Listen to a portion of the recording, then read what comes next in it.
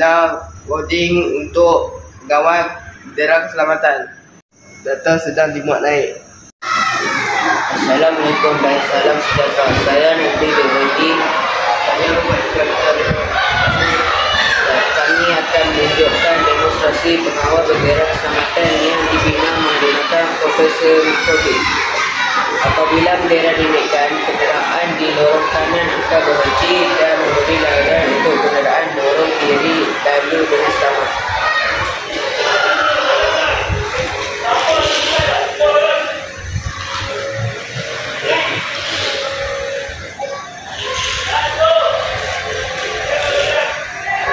Apabila bendera diturunkan, giliran kenderaan lorong kanan pula bergerak.